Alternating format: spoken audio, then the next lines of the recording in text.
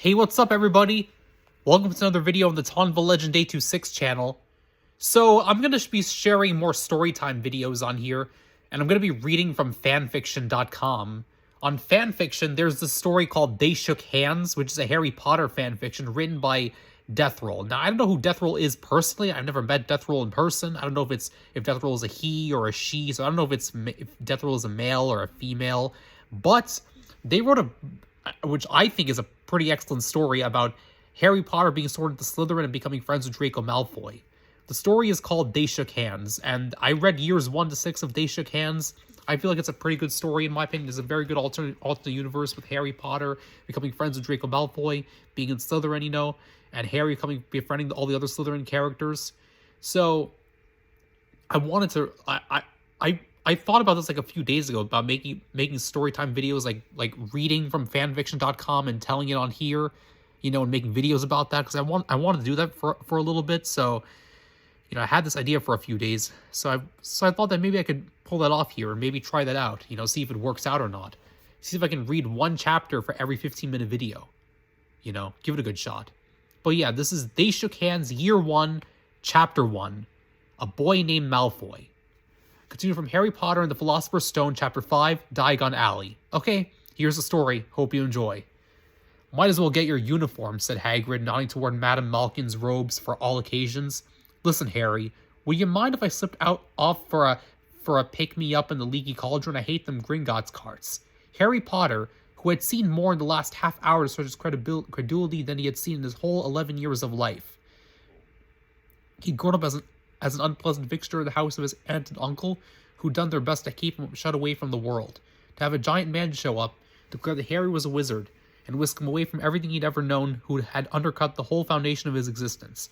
Now he was in a fantastic alley full of magic. He didn't want to get separated from the only person he knew, even if only by a day. But the big man did still look a bit sick. The ride on the cart had been wild and exciting of stomach churning, and Harry didn't want his guide to be in a foul mood. He'd learned that Uncle Vernon could be dangerous in such a state, and he didn't see any reason why Hagrid would be any different. Sure, I'll see you in a bit. Harry entered Madame Malkin's shop alone, feeling nervous. A squat witch was all smiles as she bustled up to him. Hogwarts, dear? Got the lot here. There's another young man being lifted up just now, in fact. In the back of the shop, a boy with a pale, pointed face was standing on a footstool, while a second witch pinned up his long black robes. Madame Malkin stood Harry on a stool next to him, slipped a long robe over his head, and began to pin it up to the right length. Hello, said the boy. Hogwarts too? Yes, said Harry. My father's next door buying my books, and mother's up the street looking at wands. Then I'll go and drag them off to look at racing brooms. I think I'll bully father into getting me one, and I'll smuggle it in somehow. Have you got your own broom? The boy's arrogant manner reminded Harry a bit of Dudley, only his cousin didn't have a bored, drawling voice like this boy. No, said Harry. Play Quidditch at all?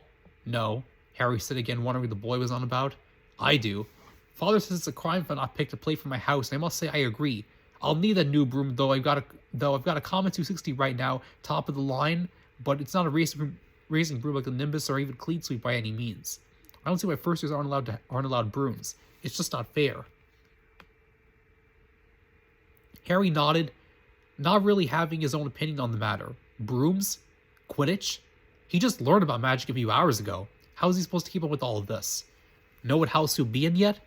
No, said Harry, feeling more stupid by the minute. Hagrid hadn't said anything about houses. Well, no one really knows until they get there, do they? But I know I'll be on Slytherin. All our family have been. Speaking of family, what's your surname? Oh, Harry said, feeling quite pleased as the boy had asked. I'm Harry Potter. Ow. An exclamation came as Madame Malkin pressed a stroke and stabbed him with the needle. Oh, I'm so sorry, dear, she turned to her assistant. Imagine that, Alice.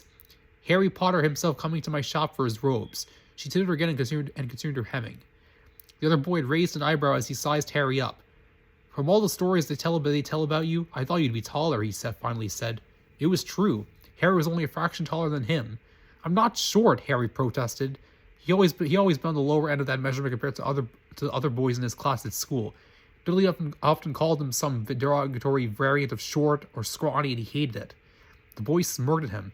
Never said you were. Father told me that you were my age, but I had no idea we'd meet before getting to school. I'm looking forward to meeting you. I'm Malfoy. Draco Malfoy. He held out his hand. Harry wasn't used to people offering polite greetings. If his uncle and aunt ever had to introduce him, it was dismissively. His cousin had warned other children to stay away from him.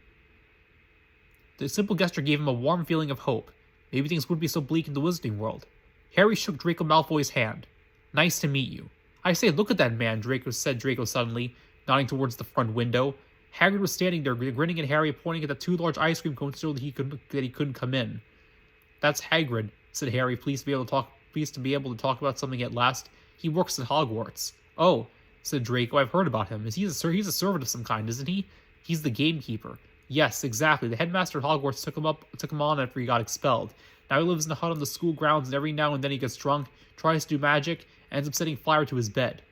Hagrid had rescued Harry from the Dursleys. That was the nicest thing anyone had ever done for him. Draco's offhand dismissal rankled him. I think he's brilliant, said Harry coldly. Draco peered at him with an inquisitive expression. You're Harry Potter and he is a nobody. Why are you defending him? He told me I was a wizard and took me away from the muggles I was living with. Draco's jaw dropped. The muggles you were living with? Muggles? The way Draco said the word, it seemed distasteful. Harry agreed the Dursleys were awful people, but he was curious to why Draco thought that way too. Yes, muggles. So that's why you don't play Quidditch or know what house you'll be in, said Draco with sudden epiphany. You don't know anything about the Wizarding World. Harry could only shake his head. He was still very angry about how the Dursleys had kept the truth about his parents from him. I'm sorry, Harry, Draco said softly. I think that's the right crime, robbing a true-born wizard of his heritage. Thank you, said Harry. He didn't really know what else to say. He was grateful that the boy seemed sympathetic. Listen, what I said about the Hagrid fellow, Draco began, I was only telling you the truth. I hope you're not going to hate me for telling you the truth. Shame washed over Harry. Here this boy was trying to be friendly. Harry was being right beastly about it all. No, I don't hate you, but I think you should give Hagrid a chance. He's been very nice to me. You need proper friends, though, Draco decided. Boys your own age. Shall we be friends, Harry? Harry wanted friends. In his whole life, no one had ever wanted to be Harry's friend. He wanted to play with other boys, but everyone had always been too afraid of Dudley. His cousin wasn't here, could never come here, and Harry was very tired of feeling alone, like it was him against an unfriendly world. I'd like that, he said sincerely. Brilliant, Draco said enthusiastically.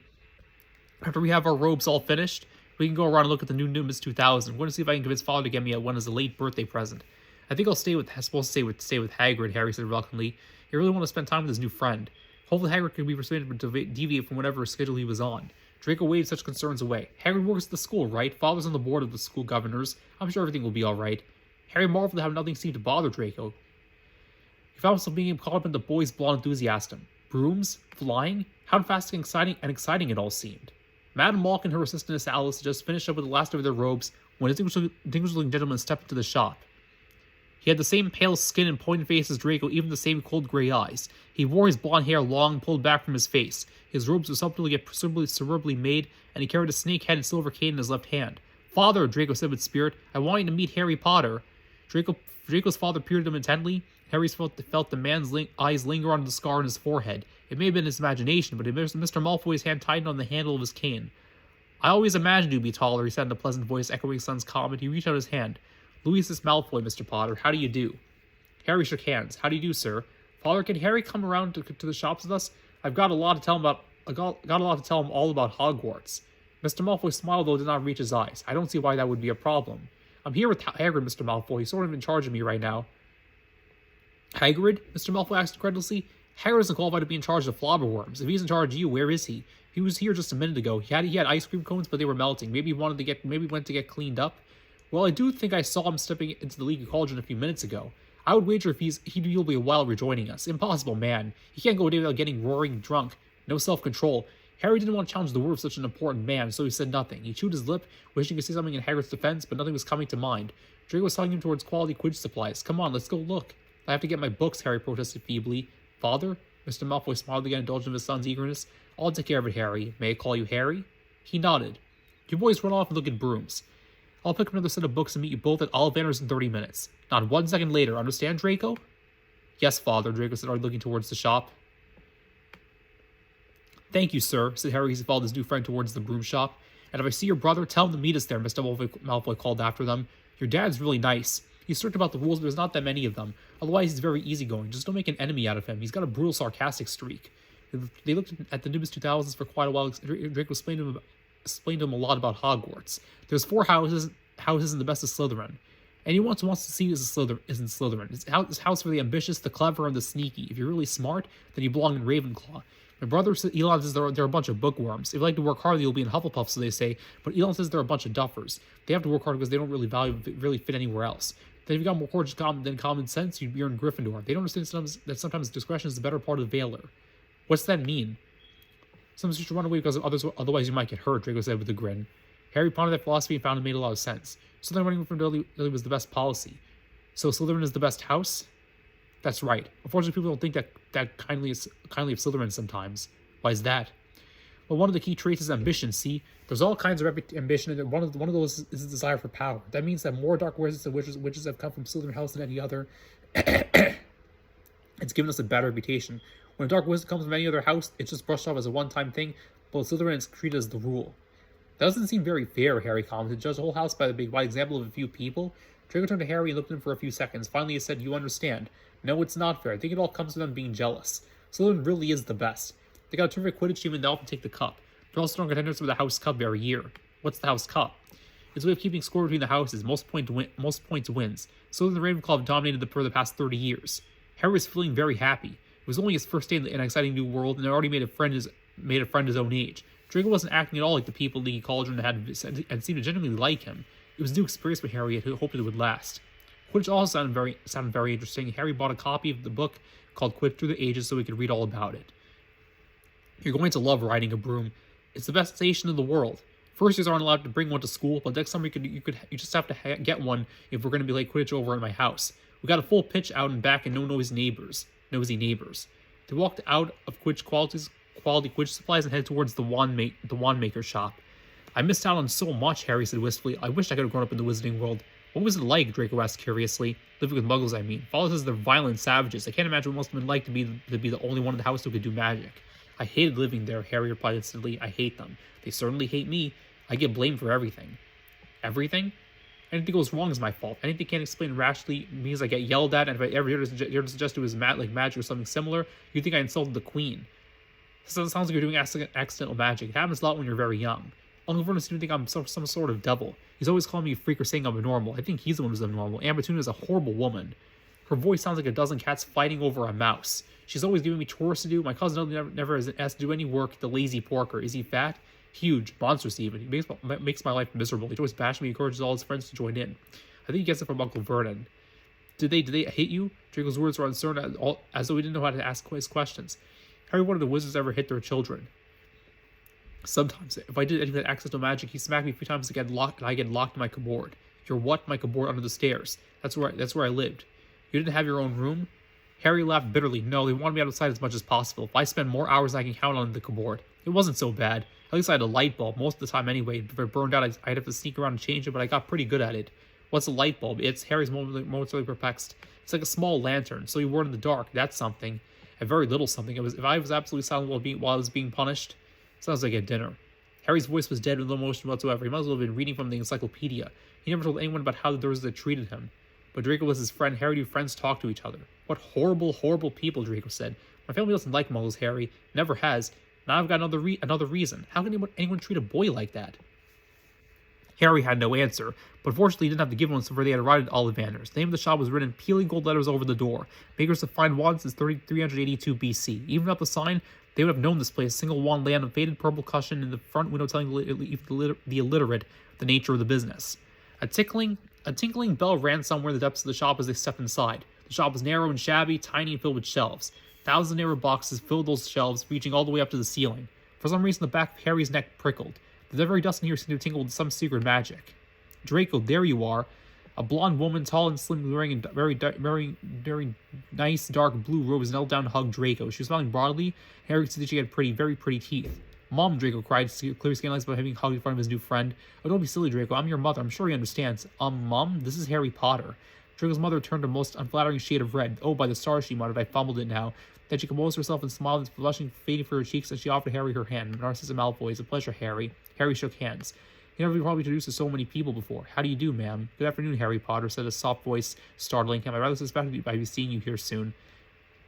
An old man was behind the counter, his wide, pale eyes shining like the moons through the gloom of the shop. "You have your mother's eyes," he said. "It seems only yesterday that she was in here herself buying her first wand. 10¼ inches long, squishy, made of willow. Nice wand for charm work." Mr. Ollivander stepped around the counter. Harry hadn't yet seen him blink those creepy silver eyes.